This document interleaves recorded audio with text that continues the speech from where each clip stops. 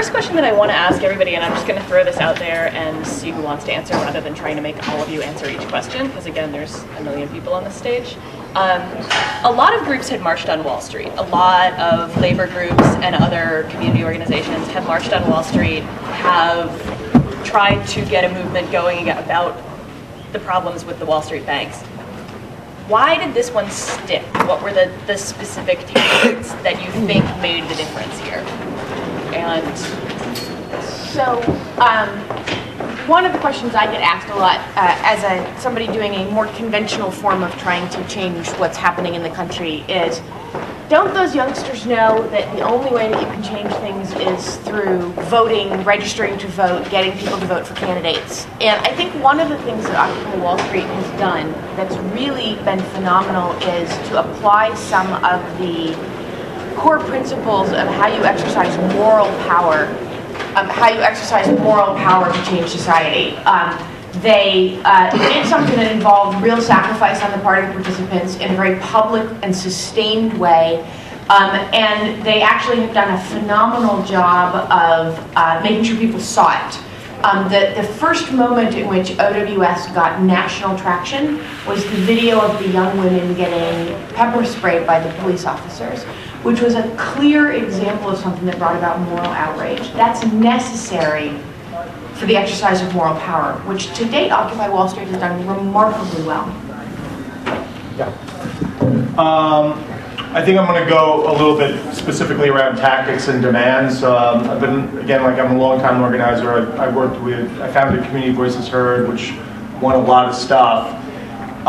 If the traditional community organizations had done this action, New York Communities for Change, CVH, Local New York, I love all these groups, I give them money, I founded these groups.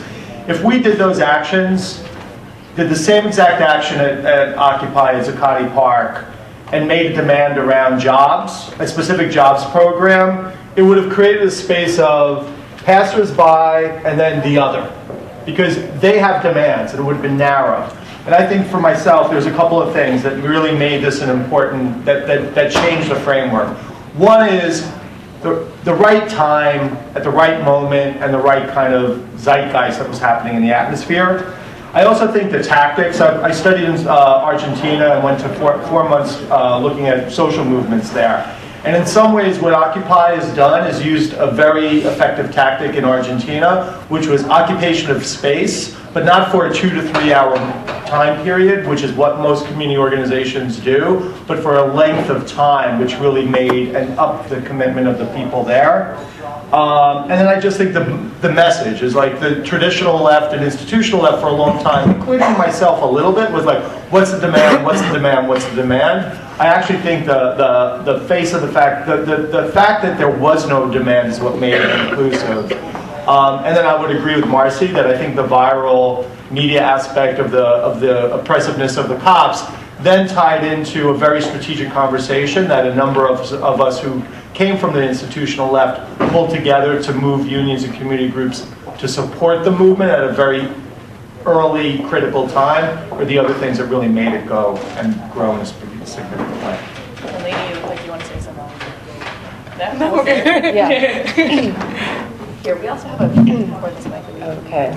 Hi. I think part of what made Occupy Wall Street stick when other groups have been marching on Wall Street is Occupy Wall Street's commitment to civil disobedience and direct action. We didn't ask for permission to march on Wall Street. We didn't ask for permission to occupy Wall Street. We developed our own rules and we played by them. We developed our own kind of points of unity, and I think marching in barricades or whatever isn't really that inspiring. However, going out there on your own and challenging the powers that be and challenging Wall Street was really a lot more inspiring. And seeing people who are willing to get arrested and take that risk is also really inspiring, part of what sticks. And along this part, I just wanted to respond to the statement that this framed it in a moral way. I think I disagree with that. I think it framed it in a systemic way that the 1% have the control and domination, and that is that is totally because our system that we're working in is as Paul Krugman says, like rigged to benefit that top 1%. And so I think that I wouldn't say that it's necessarily like just about greed and they have so much money and look at this top CEO that is so great and has all this money at our expense. It's a systemic problem, and I think the We Are the 99 Cent rallying cry sort of reflects that. Anybody else want to speak to that? We can, but Well. not, All right.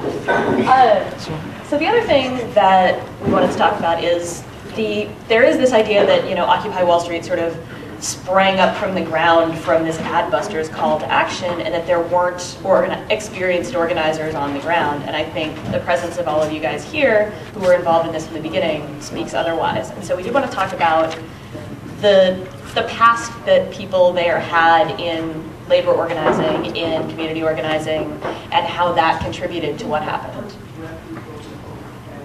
So that's, maybe you want to speak to that one? yeah, I'll start us off. I think that the kind of prelude to the answer to that question is in part an answer to how does this happen. And I think you have to when any sort of like moment like this, any sort of intense political moment happens, you have to try to trace it back to how the hell did that happen, because you didn't see it coming. I didn't see it. I was there from the very beginning. I was at the general assemblies that happened before the occupation too, and I didn't think this was going to happen. So this wasn't like a thing we knew was going to happen or necessarily planned for this in the way that it actually ended up happening. And so I think there are a few things you have to trace it back to. One is conditions. Conditions are real. I mean, people really are becoming more and more impoverished. Foreclosure is a real thing. Joblessness is a real thing. So you can't fake that. That's for real. So that's a necessary foundation for any political moment like this. And another foundation is a ton of hard grassroots organizing that happens on the ground all the time that generally goes unrecognized. And I think that's really important to note, that there were people ready to spring into action as soon as they were convinced that this was a political moment that was worth fighting for, and that was because they'd been organizing for a very long time. And so I think you have to give a lot of respect to those two things, which we don't control in these kind of snappy moments. And then the thing that unlocks that is this belief that now it's possible. And it takes, I think maybe more important than information that we pump out about what's wrong with society or what systemic issues, I think maybe even more important than that form of information we pump out is that people are fighting back. That is what I think unlocks people's ability to kind of like destroy to put away the cynicism that generally keeps them out of the streets, and join this thing that they were potentially ready to do already. So there, I think, were a lot of people who were ready to fight, and then were convinced that this was a moment worth fighting for. And I was involved in some of the stuff that I don't know. Some people say it led to this. I'm not sure that it does, but we were involved in Bloombergville, which was another kind of 2-week-long occupation in front of City Hall to oppose the budget cuts that were happening in New York City, which is in line with the movement that's been developing around the world against austerity, and that was the New York version of that. And it ended with civil disobedience in the building of the city council offices. And we were ready for this. Like that transitioned into this, and before that there was May 12th, and before that there were community organizations fighting on their own against budget cuts and austerity for decades. And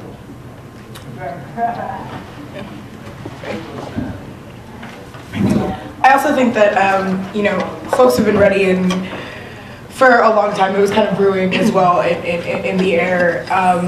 Also, I want to note too is that institutions of the traditional left have constraints sometimes, right, as to what they can do. A lot of times, specifically unions as well, have constraints of the direct action that they can take, and always are also, the laws are stacked against them because they have to keep fighting contract to contract. So you have a lot of people who are attracted to that work because they want to make a change and make a difference. But ours also maybe a little bit more radical than that institution will allow. So it didn't surprise me that I went down there, that my coworkers, that folks who I know from different organizations were down there from the beginning or were down there from the previous General Assemblies, because this was kind of, people saw this as the chance. If this, we saw Wisconsin as well, that happened earlier in the year. They had not successful in terms of the outcome, but successful in terms of the impact occupation. And there was also, a take of the Capitol in Albany as well earlier this year. So it was sort of brewing, and folks were getting that. Okay, let's try this direct action. Let's try this confrontation. And it was just escalation all year. It's escalated globally, internationally, and locally. So this was the chance, and I think drew a lot of community organizers from the beginning that had previous work experience. Yeah, I think, as someone who came on actually on September 25th, I specifically remember the date that I came on. Maybe it was September 24th in the late afternoon. After hearing what had happened at University Place, where folks were marching and the police kettled folks in, and those women were pepper sprayed.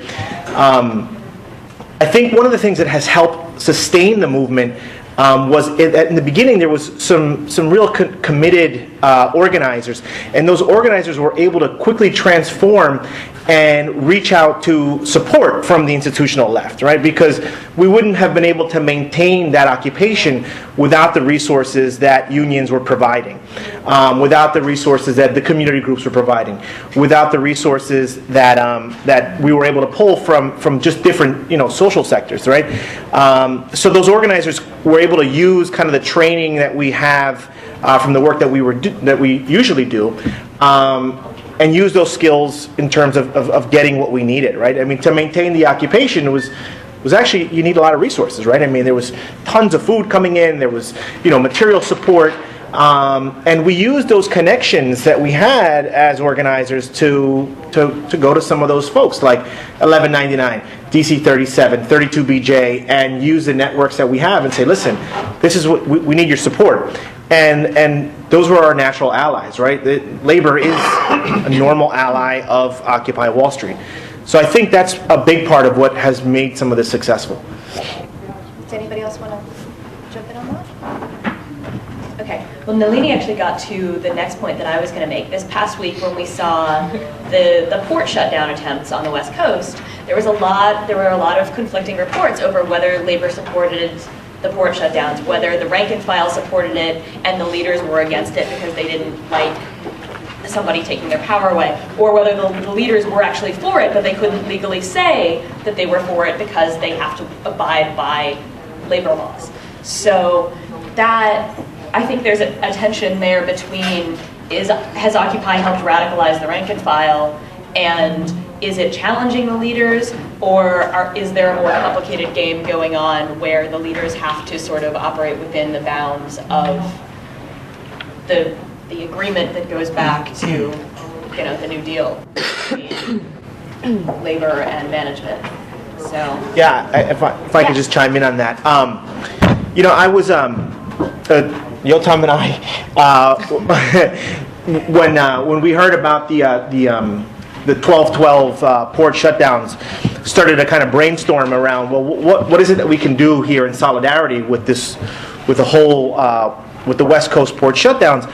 And it was interesting because being a staff person for a union, I know very well the inner workings of unions and what the laws are. And I was also part of organizing the support actions here in New York of what we were going to do to support the West Coast, and was on the phone often with the West Coast occupiers, and was privy to hear some of the internal conversations. And I think that when it came down to the whole port shutdown, you had different locals of the ILWU along the West Coast that were involved in different degrees. And you'd see, I think that there was from at least the reports that I was getting from the West Coast, was that there was a real strong buy-in and sympathy from the rank and file. And actually, just the way that the laws are written is, if you had these union leaders come out and say, yeah, we support a work stoppage, is huge. It's a huge detriment for these unions, right? I mean, we're looking at millions and millions of dollars of fines, basically bankrupting locals if they were to give the okay on this. And it's interesting because that's where we saw a little bit of the disconnect between the people on the ground in terms of the occupiers understanding, institutionalized labor, right? And why you can't call for a general strike and have these unions say, yeah, we're going to go and back this. It basically means if they're going to do that, they're going to destroy their local and they're going to destroy probably their union. And I think what we did here was we took a look at in terms of what we were going to do on the East Coast and support, and we realized that we really couldn't shut down a port here. So we decided to go after Goldman Sachs, right, and Solidarity. So I think as the movement continues to kind of grow, we'll see more of an understanding and conversation between organized labor and the movement. It's not always smooth, right? And I mean, that's the way it's designed to be, right? I mean, there's a reason why you can't strike whenever you want, right? Because it's effective, right? And these laws have been written by the 1% to constrain unions. So that's the whole reason we have Taft-Hartley. It's the whole reason we have, the NLRB and all these things, is to basically make sure workers can't exercise power when they really need to. And also, I think too, where you have a lot of the tension that comes in is because it's, unions are still institutions, right? And they're still traditional institutions, but it is about sharing the information and sharing the knowledge that we are together. October 5th wouldn't happen without, union support and so on and so forth. And they still, had the stage and had their own thing, but when they came down to Zagati, it was mic check, no stage, and it was really quick and it was really out. So, we are, pushing the limits. And then, October 14th, when we almost got kicked out, that wouldn't have happened, without community-based organizations and, and unions as well, and so on and so forth, just like the traditional left. And November 17th as well.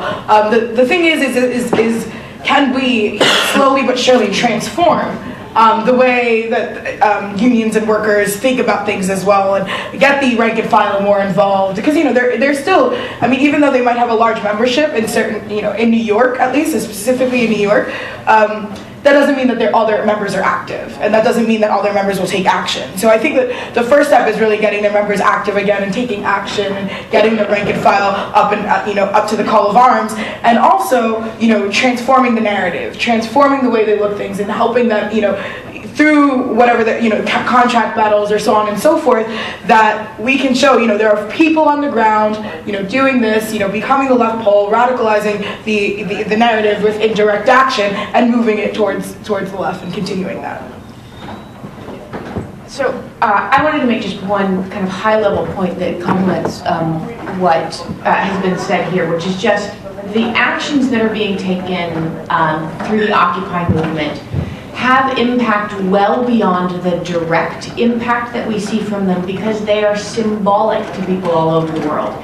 I have been to Occupy Wall Street several times. I've been to Occupy DC, I've been to Occupy Seattle, I've been to Occupy Everett, I've been to Occupy London and Occupy Berlin.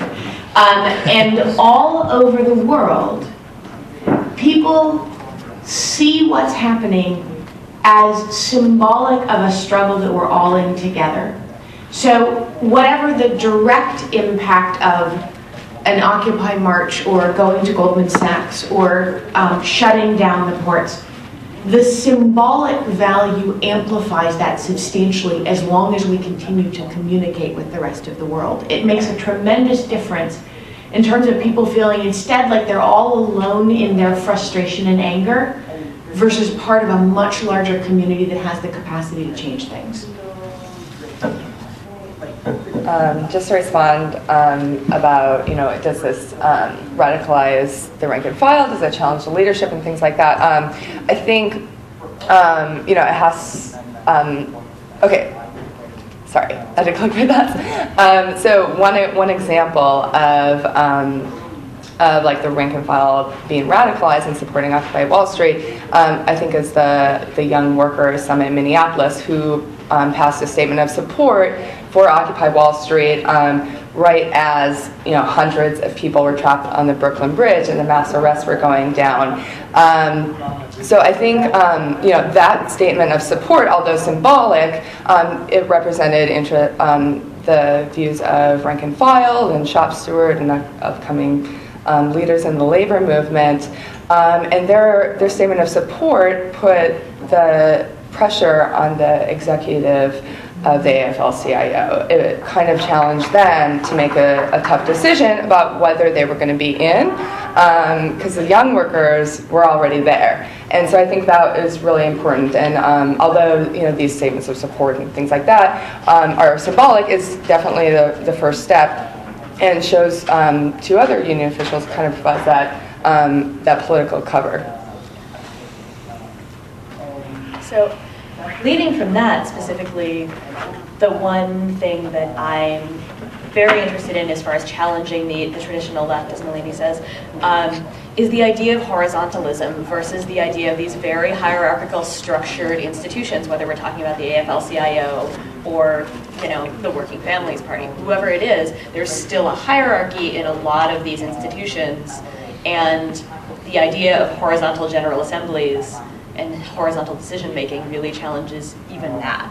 I know you've been to Argentina talking about horizontalism. Do you want to jump on that one?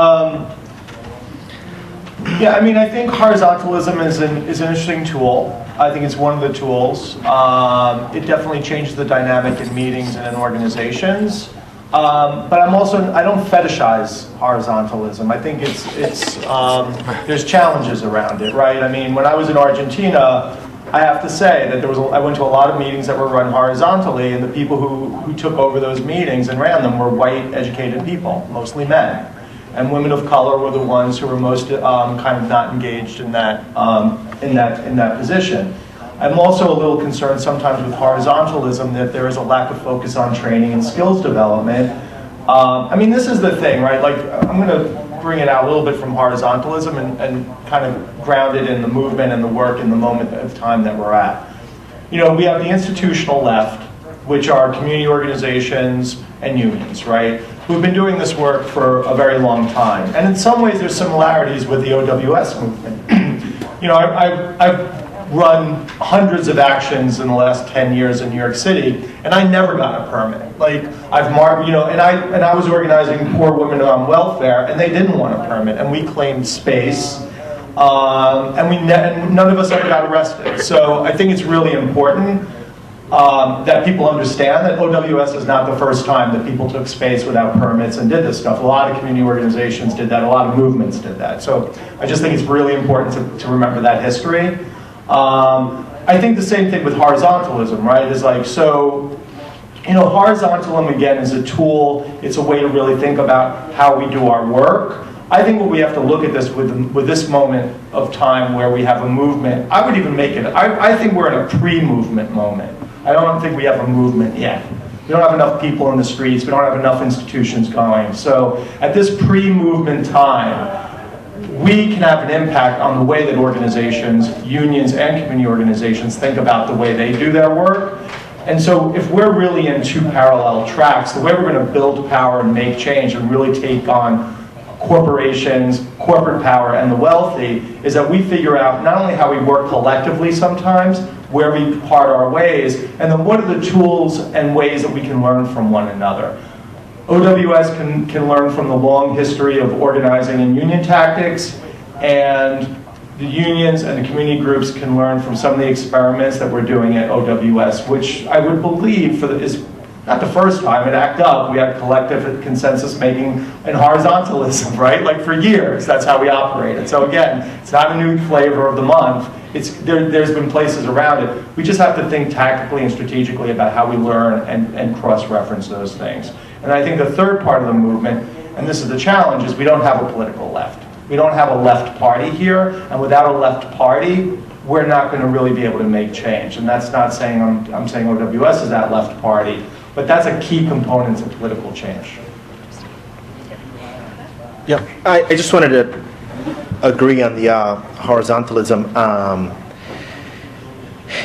What OWS is doing isn't new. right? And I think it's really important because sometimes we get so excited with what's happening that we think it is new, and it's not, right? So we have to remember that, like, there's been movements, brewing in this country for decades, if not centuries, and the important thing I think, though, about the horizontalism is that it gives everyone a voice, right? And what I found interesting about the early GAs, right, when we were having them at Zuccotti Park, was that people from all over the city were just stopping in, tourists were coming in, and all of a sudden, people felt that they had a voice, right? I mean, the simple thing of twinkling your fingers means that, like, wow, I'm being recognized, right?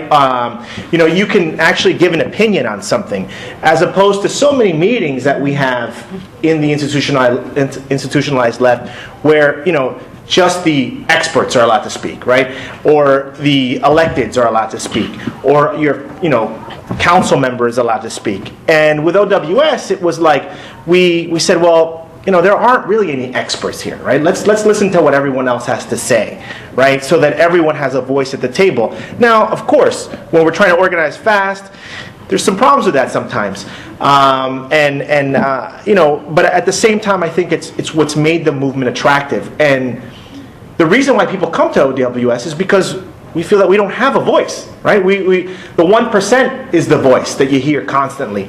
So at a General Assembly, it's like, well, I want to speak on this, and my opinion counts.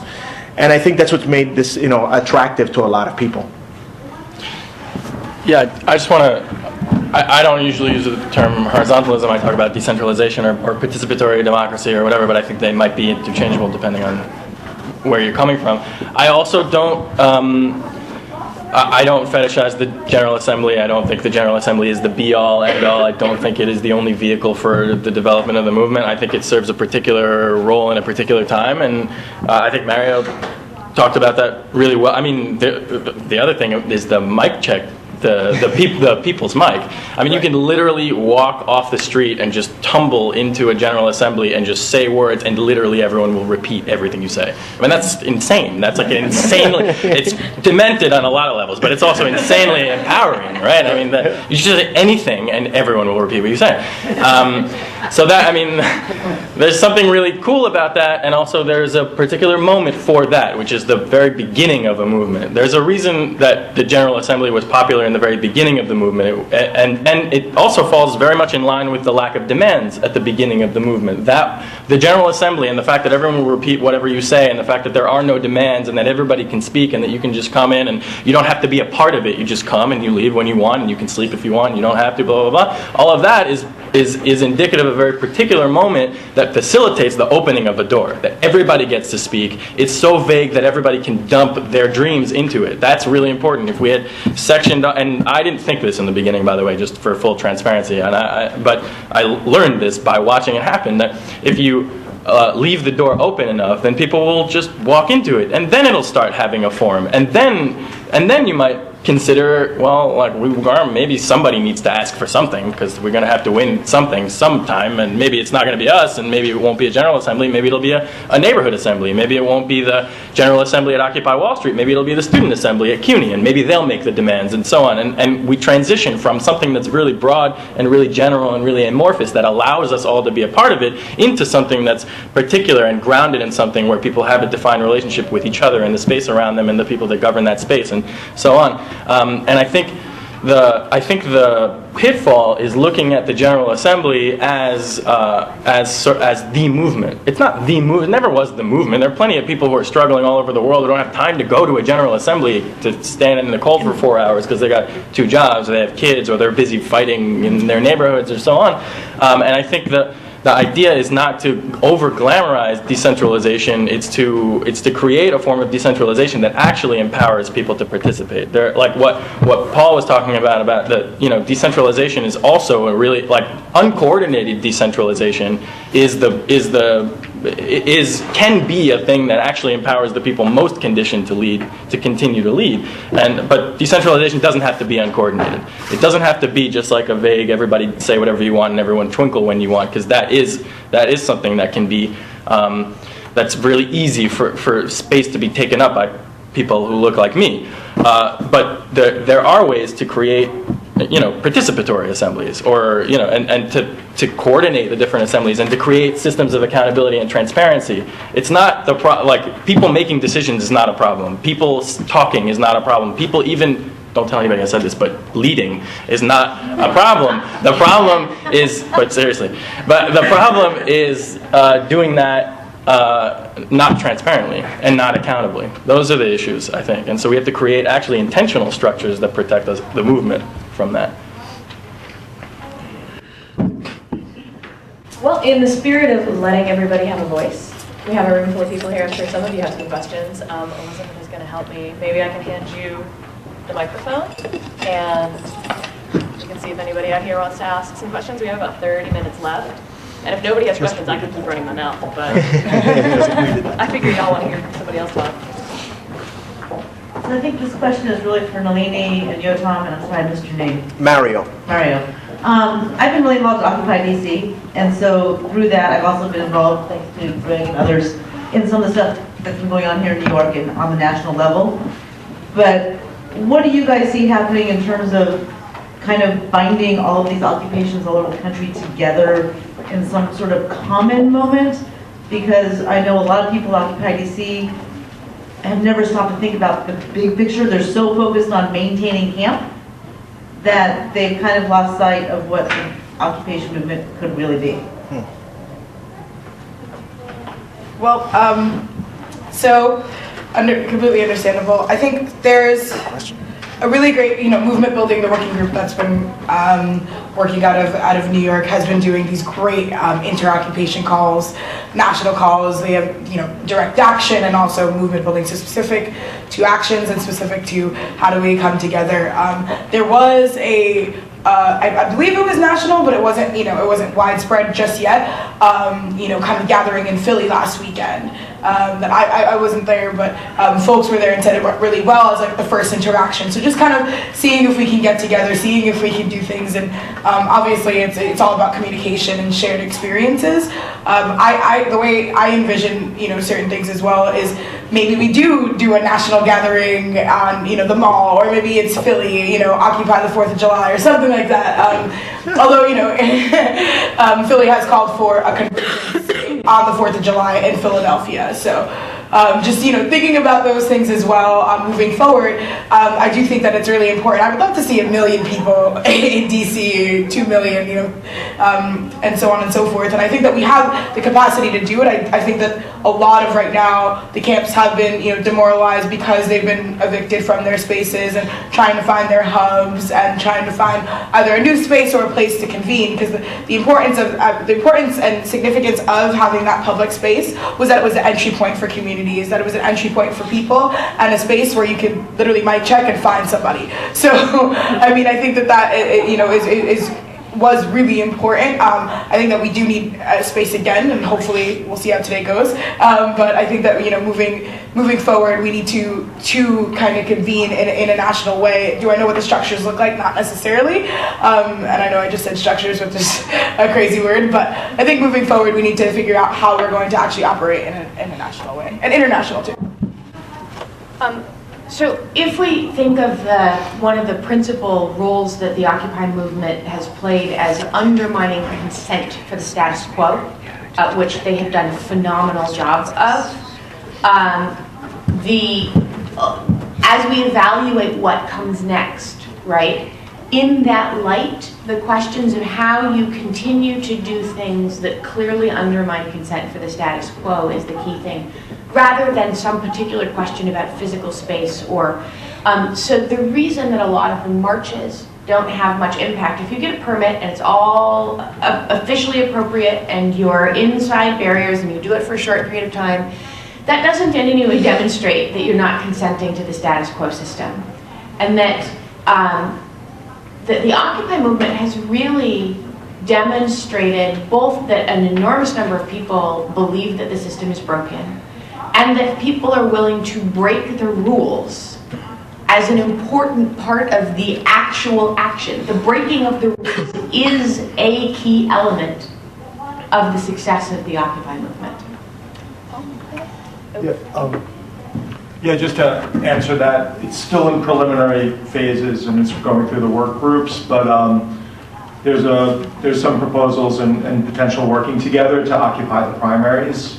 And so there's a number of states that are gonna, and I want to be clear, it's not the Republican part. When we talk about occupy the primaries, it's not occupying Republican primaries, it's occupying Republican primaries and Democratic and the Democratic institutions that support the primaries as well, and it's going to play out. But I know, again, it has not been proven yet at Occupy Wall Street, but there have been communications with New Hampshire, beginning communications with Iowa, and so potentially, you know, if we can do occupy 4 primaries in the first 4 states, which would be New Hampshire, Iowa. New Hampshire's doing something, Iowa's doing something, South Carolina, Nevada, and Florida. That could really rebuild the movement and start momentum, and really kind of lead to that national message again. But again, I just want to be transparent and say the process is happening to see if we're going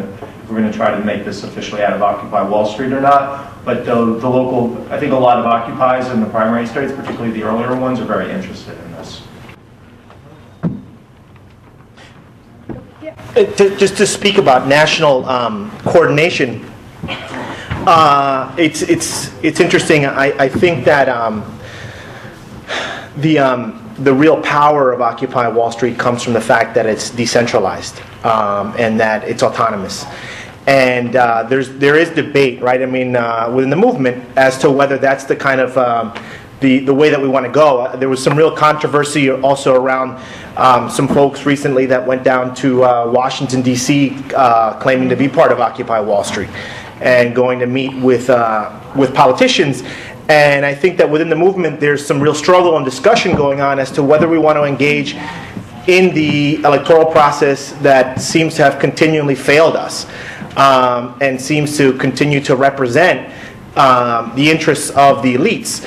So like Paul said, right? It's going through the working groups. The whole question of whether Occupy Wall Street will become involved in as a movement or as you know with electoral politics. And I think the closer that we get to the elections, the more and more discussion there'll be around this. And it's it's happening now, right?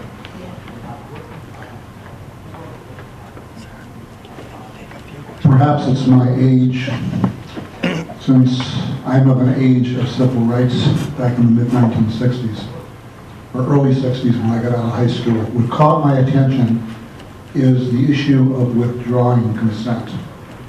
And the question is how this is accomplished when the act of advocating the breaking of the law will expose people to legal consequences. Now, I'm a teacher. One of the things that is happening is on January 7th, there's already being organized a mass movement to resist standardized testing that will take place around the country on January 7th. You already have efforts being done by students to refuse to pay college loans, with the implications that that can have to their future. You are starting to get people, you already had people simply walking away from mortgages, but now you have the effort of people refusing to pay their mortgages, refusing to move out, and defying people to prove that they actually have the right to evict them. Each of these has its independent thrust, but all of them actually come back to the point that was just raised. To me, and this also ties to the electoral as well, we are at a point where the issue of whether we consent to what is happening may be the only thing that saves this country as a liberal democracy. But in order to get there, we have to be willing to take the same exposure that those students who sat in Greensboro or people who did other things did, which means we have to risk our own individual futures on behalf of the greater need of us all. Do you want to take a couple of questions at once and then we can let the panel speak to it? I'd like to ask a question for all of you, more particularly to the lady running for Congress. Regarding these institutions, for instance, the National Labor Relations Board and these laws like Taft-Hartley that are repressive, that are designed primarily to fence in organized labor, what would be the next step that we could do legislatively, that we could push our politicians toward, our policymakers to, you know, I also was mentioned earlier that there is no Labor Party to speak up on behalf of working people. So what can we do on that end? So if I can just address that real quickly. It is absolutely the case that the rules are rigged against 99% of us, including a lot of labor rules. That doesn't mean we don't occasionally have successes.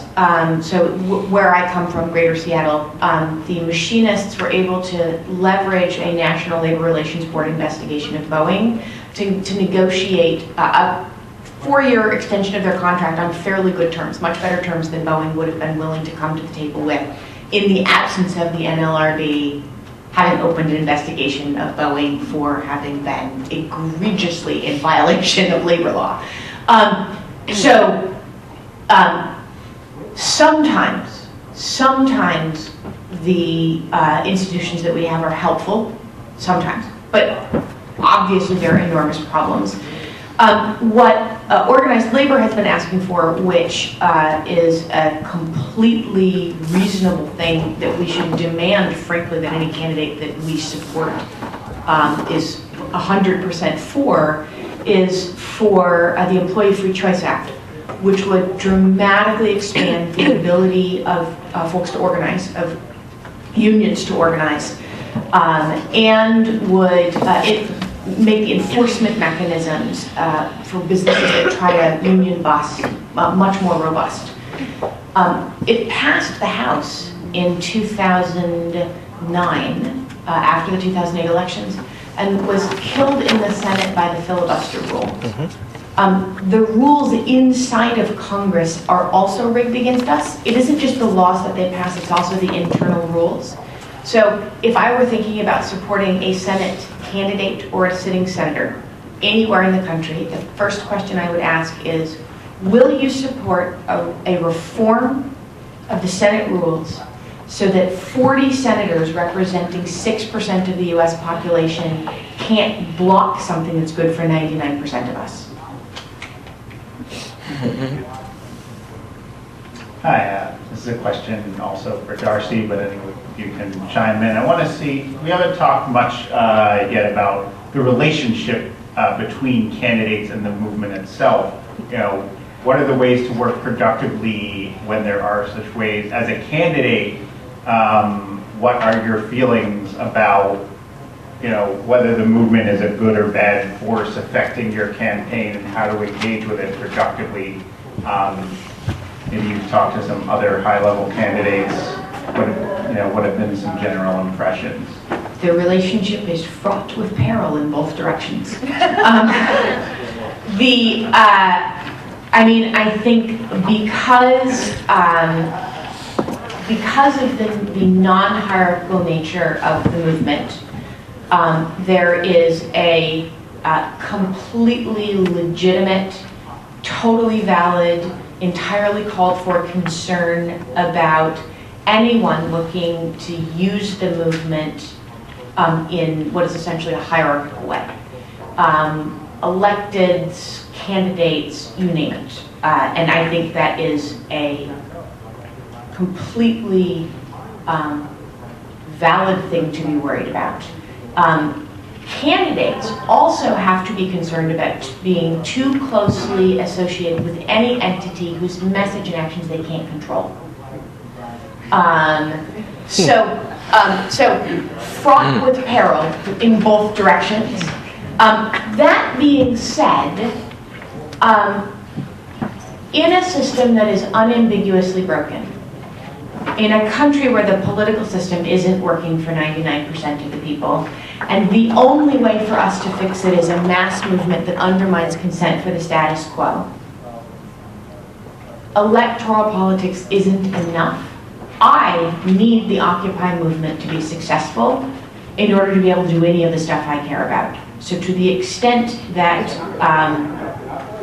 I can, without interfering, encourage such success, I'm certainly going to do so. And I think there's growing recognition through things like the potential to occupy the primaries that there is a relationship in the other direction as well. For the Occupy movement to succeed, it needs to have some impact on traditional politics as well, which it can and will.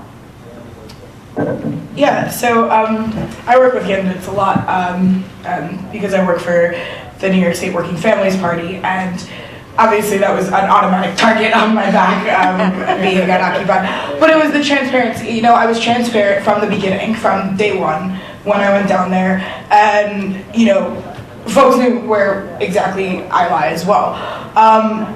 But a lot of, and I can kind of disagree with Darcy in the sense of it's because of the hierarchical nature of candidates and politicians, but it's also because we're disenfranchised voters, and maybe not voters, but also it's a fear of those candidates not representing us time and time again, and historically going against us time and time again. So I don't think it's not just necessarily about the hierarchical, and you know, it's actually what has happened to us for the last 40 plus years that we haven't been represented by the candidates who are supposed to be.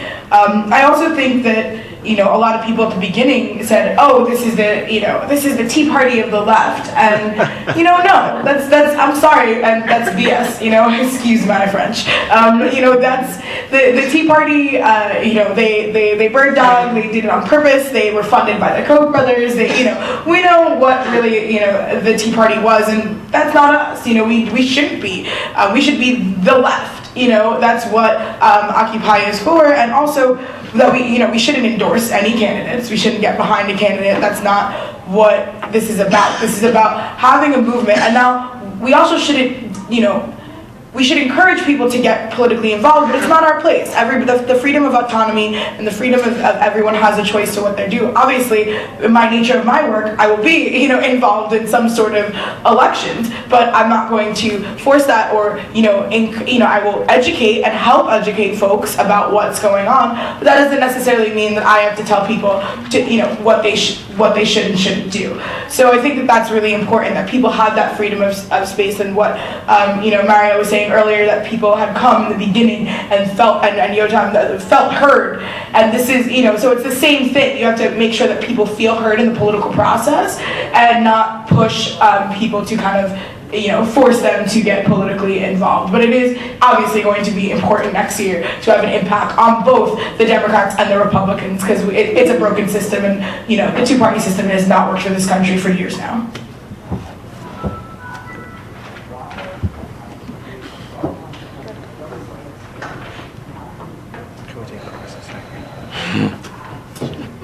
Hi, I'm from Occupy in New York, in New York. I just want to make one short point and then go into another point. Coordinating different departments of Occupy Wall Street in New York City is not stopping free speech, is not stopping horizontalism, but we just don't do it. And that's a very difficult thing, to bring in new people and sort of present a logical, and I'm talking about organization. I don't want to make a crack at it, because I don't think I have a command of what the hell is going on. But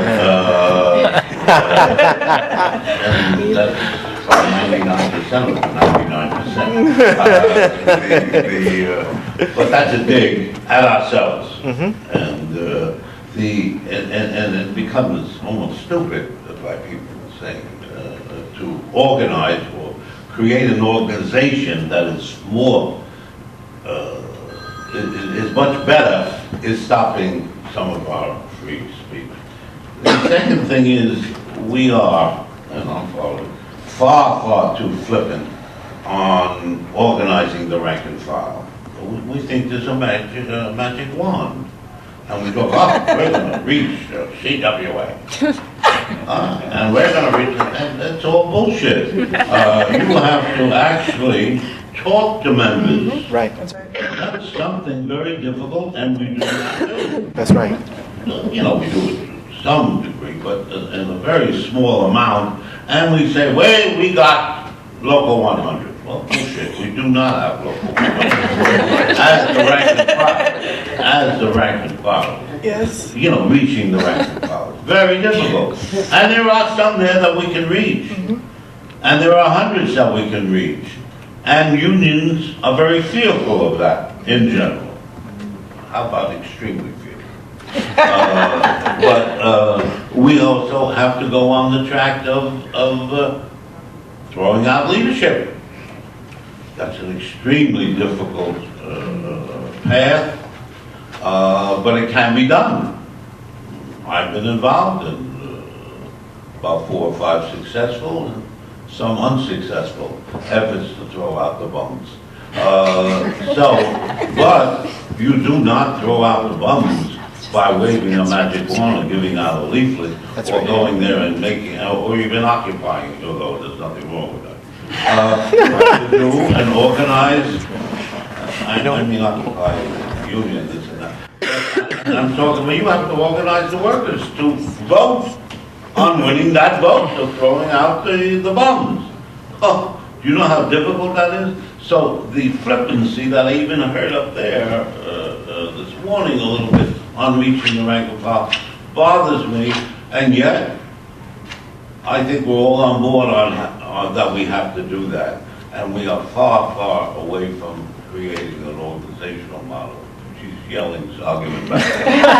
I'd like to. So yeah, I think that is a question though. Like, how do we engage union members? Yeah. So I agree with what Eddie's saying. I mean, you don't organize through leaflets, right? You don't organize through rallies. They're just ways to get the message out, right? And real organizing happens through one-on-one communications with workers.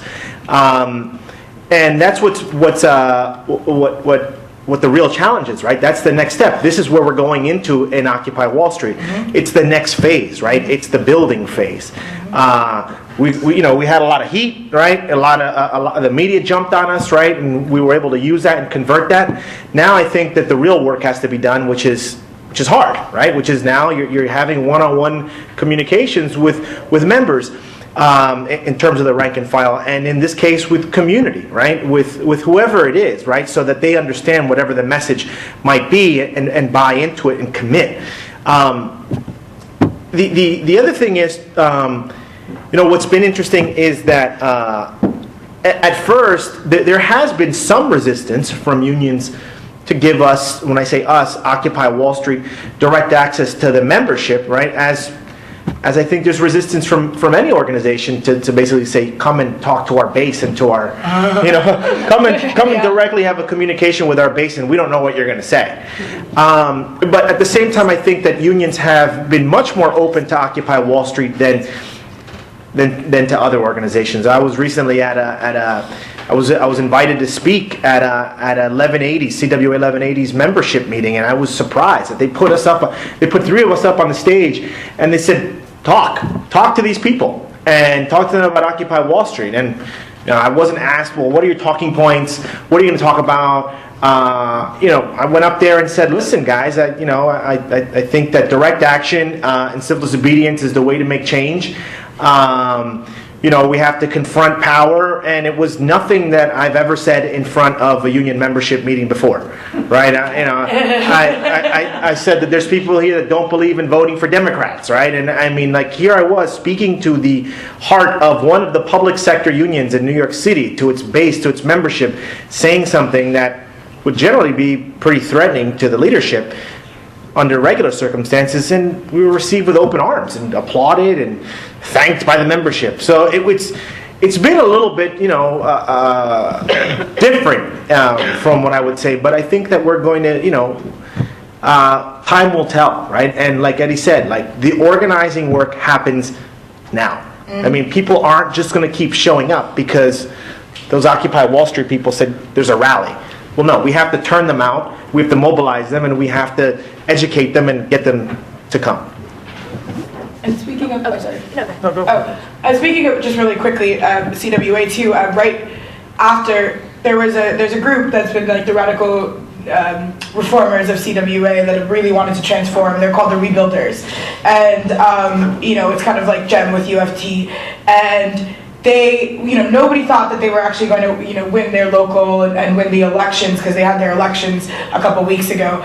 The Rebuilders swept the local, and that was, and a lot of people, they have credited to the fact that this, you know, they were able to now talk to their members more freely and talk to the folks in their union because they talked to Occupy folks that they taught, you know, and heard what was going on the ground. And also, you know, a couple of us from Occupy went to their Verizon rally because they're still in contract negotiations with them, and supported and talked to the rank and file, and then they stayed over that night as a unit, you know, in Zuccotti right before we got kicked out. So I think, you know, that too, and you're absolutely right that we need to just continue to organize the rank and file. But I also want to make sure that everybody knows too that, you know, all unions are not the institutional left here, right? I mean, we have, I mean, it's true. It really is true that not all unions, especially when you look outside of New York State, where most of them are to the, you know, moderate to the, you know, conservative. I mean, it's a fact, and we have it in New York too. And so we need to also think about how do we reach the folks in those unions to transform those to even get a little bit closer to our side. Continuing. Mark, did you have a question? I want to broaden it out beyond just the union. There's community members, there's rank and file from community organizations. I think, you know, the point that I keep asking within the movement is, are we going to be a majoritarian movement? And if we're going to be a majoritarian movement, I think there's 2 points. Are we going to be a majoritarian movement? And then the second point is, the U.S. historically has never kind of hit the streets as a result of a crisis. Every movement has had to build. I mean, even, I think what we're going through right now is we are going through economic restructuring due to neoliberalism, except it's not happening the same way it happened in Argentina. It's not happening the same way it's happening in Greece, where there are specific changes where overnight the economic conditions of a mass number of people are changing, that people are then going to go into the streets. Those countries and cultures already have a culture of mass movement and mobilization into the streets. But even there, they needed an overnight economic restructuring to make that happen. In the US, our economic restructuring is happening day by day, year by year, slowly. We're getting pinpricked to death. You know, it's a series of small slashes, not a slit across the throat. That's one thing. And so, and then the other thing is, we just don't have a history of mass movements and mobilizations overnight. It's just not who we are as a country or as a culture. The biggest thing that we saw over the last couple of years was the immigrant mobilizations, and they didn't last very long. I mean, there was a moment, and then they ended. So I think the question that we have to ask for ourselves as a movement, and what we have to implement if we're going to become a majoritarian movement, is identifying ways for rank and file community members, soccer moms, mothers with children, workers, how do they engage in our movement? You know, because not everybody, I mean, I'm taking off for a couple of months and not doing work, and I could work 20 hours a week on the movement, and I'm putting a lot of time. But that's not everyone's conditions. That's the same thing that everybody else is doing here. We have to figure out mechanisms and opportunities that are not just go down to Zuccotti Park and take on the cops for people to get arrested, or to even go march. We have to figure out how people are going to build, speak to people, engage on 2 to 3 hours a week, and still feel as though they're engaged in the movement. And I think the ways that we're looking at doing that are assemblies and organizing meetings and outreach meetings. But you're absolutely right. And I will end with this, is that what I find really interesting is I talk to a lot of the younger people who are involved in OWS. The thing about the physical space of the occupation, or the physical space of Deutsche Bank, or the physical spaces in office, is that people want to engage face-to-face, which is completely counter to what the media is telling us, is that what people want to do is interchange on the internet. That is not what people want. That's not what young people want. And the thing that OWS is providing, particularly through the occupations, is face-to-face relational organizing. Something that is a lot of the media keeps telling us is out of sorts. Yeah, yeah. Why don't you go for it? Hi, my name's Ian, and I'm with Occupy Seattle. I'll be talking to you later, Darcy. And I participated in the port shutdown. I'm a live streamer for the occupation. And just speaking of the whole, you can't wave a magic wand, it's very true. We actually do have longshoremen that participate in our movement because they are pretty radical dudes. The ILWU rank and file are pretty awesome.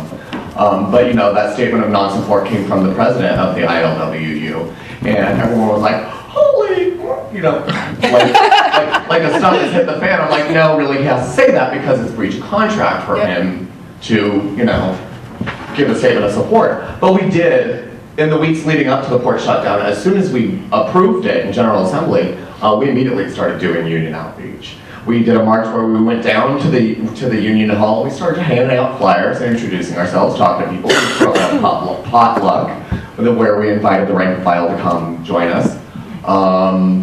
We were down at the terminal almost every day talking to people as they got off work about it. And it actually generated a lot of positive support amongst the rank and file to the point where I had one approach me. I'm also a blogger. And he wanted to give an interview about how much he supported the port shutdown. And so we actually did the shutdown, right? And we got pepper sprayed the hell out of us, you know, the SPD's crazy. But we ended up shutting down the port, and then the terminal suddenly decided that they weren't going to pay the longshoremen who had missed work because of our picket, which everyone was like, oh, Occupy Seattle, you guys suck, and you know, you're hurting. When really it was the terminal's decision. That's a huge breach of contract, and they're getting their pants sued off them. But so then, because that happened due to our action, we showed up the next morning after the port shutdown at 6:30 a.m., had a picket line. The longshoremen showed up to work, and you know, they have a very strict tradition that you respect another person's picket, just like you know your own. And they said thank you so much, and I actually got them on camera applauding us. And a lot of that great sentiment that we had the next morning, even though we got them not paid, was because we did outreach. So that's the magic wand. It's hard work. I just wanted to say thank you. Thanks for the organizing. Oh, thank you. Thanks.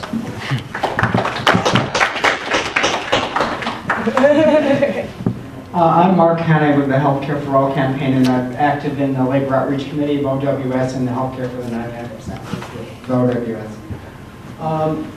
I want to pick up on a point that Paul was making, and I think has been coming out. It's not an either or between social media and online media and sort of old school organizing. You get a bigger bang for both if you're trying to do both. So I just kind of want to put that out there. But I want to get back to this idea of, since the eviction from Zuccotti Park, there are groups that are still trying to maintain some kind of a hub there and use it. And I know today there's this action to try to establish an alternative space to use. It was really an important place when the encampment was there to just bring people down and have your activity based there. And so what is the extent that, and I'm not involved in all the gazillion work groups that exist related to Occupy Wall Street, as Paul said, you have to sort of draw some parameters and say it's only going to take this much of my knife and not but what's the thinking about how to continue to either use Zuccotti or some place where people can come and have these face-to-face interactions and dialogue and like that? So, one of the things that has been around, also besides democracy and resistance and civil disobedience, has been liberating space and liberation in general.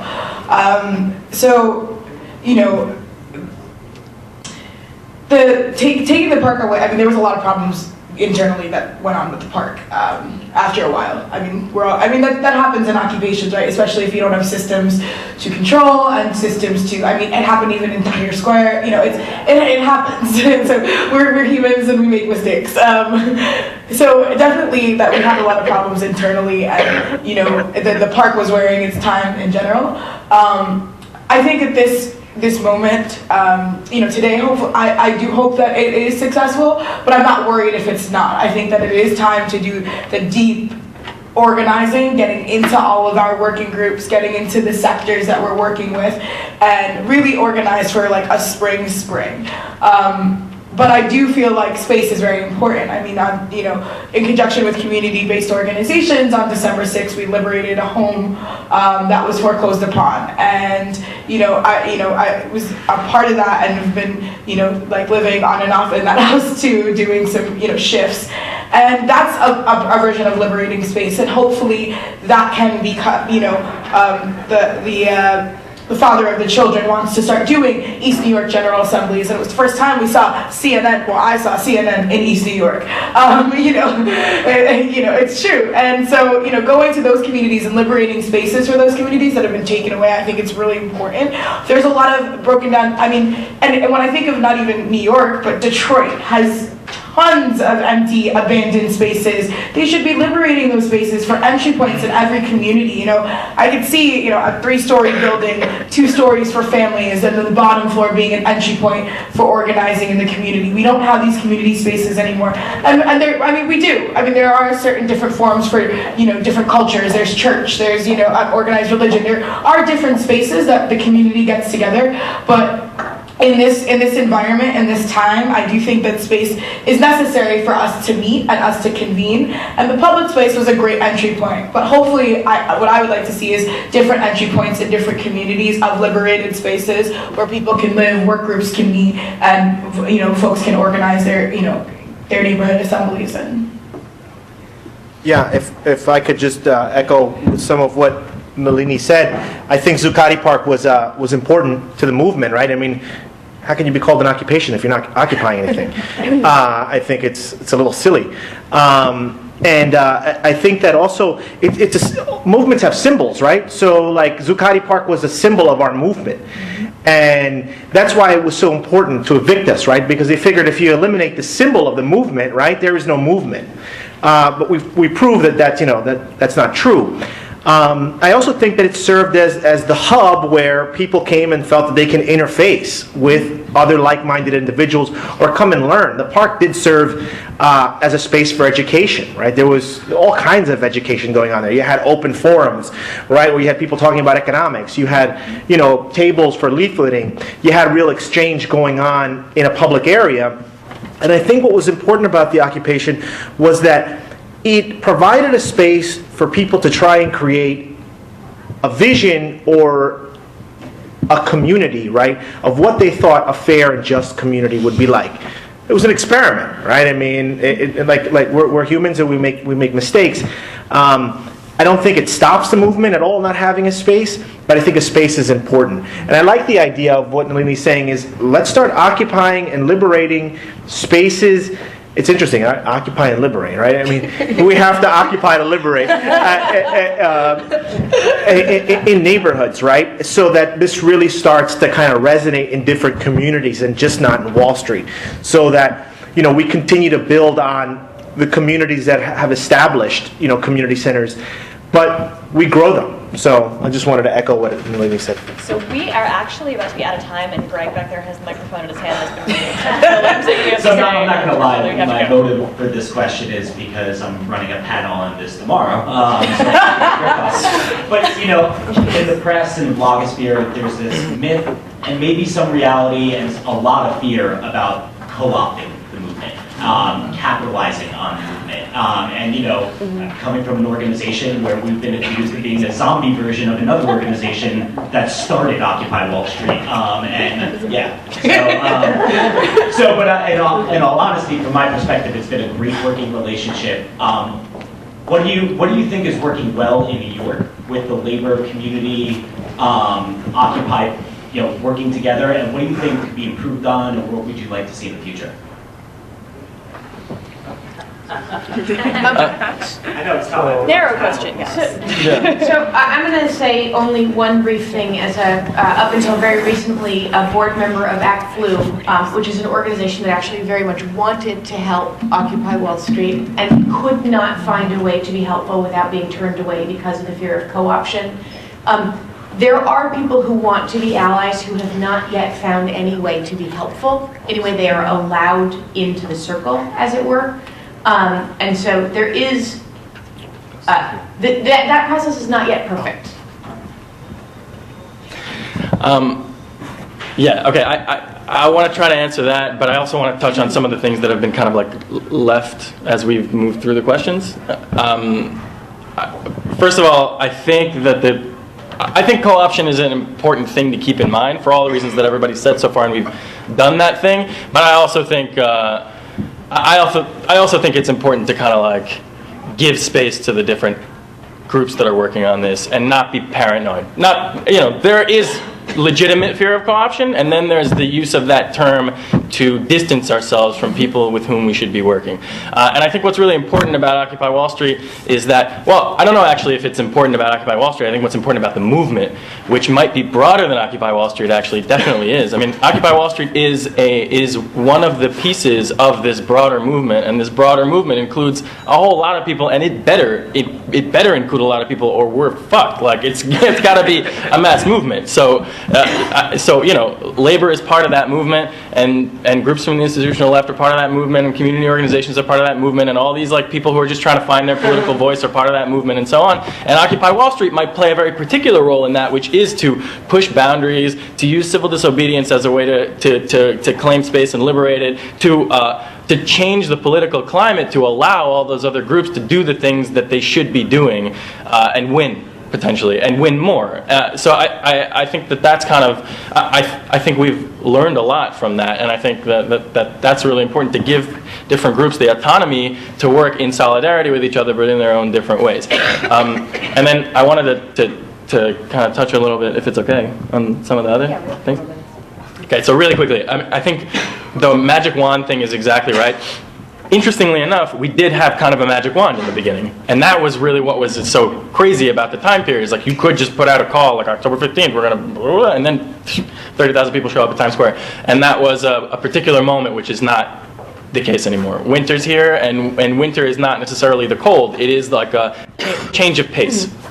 The people I was putting in like, you know, 60 hours to this, now I'm putting in like 40 hours. You know what I mean? It's like you can't, if this is a movement for the long term and we're actually trying to have a meaningful social transformation, that means it's going to take a lifetime, or at least a few decades. So we got to pace ourselves, and that means buckling down to use our time more strategically. And so what do we do with that? What do we do in winter? And I think the answer is to grow, and you grow by like taking on struggles that actually meet people's needs, that actually meets them where they're at, that actually protects people in their communities, that actually reflects an alternative, that liberates space. And you do it also by having a million one-on-one conversations. And that's something that we don't like doing, because we like to just like, we've been taught also that revolution is like, you know, somebody at the top of a mountain like waving a flag, and it's this one moment, it's awesome. And it actually takes an incredible amount of hard work, like, kind of a drag, but you got to do it. And I think that that's the direction we need to go, and we need to turn our actions from symbolic to real actions, because that also becomes symbolic again. So what Mario's talking about, you know, the park being a symbolic home for the movement, it was symbolic, both in the sense that it represented an alternative of what society could be, like the General Assembly and the medical tent and so on,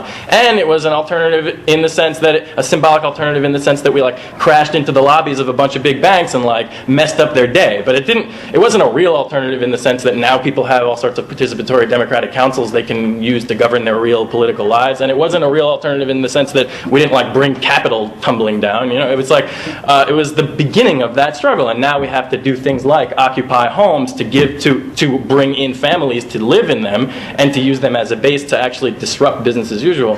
And then the last thing I'll say is to answer your question, which I think was kind of left behind because it's such a big question, is like, how do you get, you know, what you ultimately need is everybody to take an enormous amount of risks to withdraw their consent from a system that's broken and to resist it, and that's a dangerous position to be in. And how do you do that is the kind of age-old question of anybody who's trying to build a social movement. And I think the answer is kind of like wrapped up in the question. It's like just the same way as when you have a bunch of money, it's easy to make a ton more money. In this, like the flip side of that is when you're winning, it's easy to win more. And when you believe that it's possible to win, you're willing to fight more. When you have, like, when And when people think they're going to win, then they take risks. It's unfair to ask people to join, an occupation when it means that they're going to have to lose their jobs 2 days later because they won't go to work. It's unreasonable to ask them to do that unless A, they're in the privileged position of losing the job for the service of that struggle, or B, their job won't exist in the same way afterwards. And when people see that it's possible to win, they take more and more risks. And I think there are a lot of incremental ways to do that. And I think that's that's the magic dust. The magic dust so far is that we managed to puncture this a little hole in the narrative that it's impossible to win and it's not worth fighting back. It is possible to win. There is an alternative. We can fight back, and we're doing it. God, that was such a great. There's nothing else we can say. We should end there. Sorry. Yeah, maybe we should end there. We're gonna win, right? Sorry, Paul. Sorry. To you.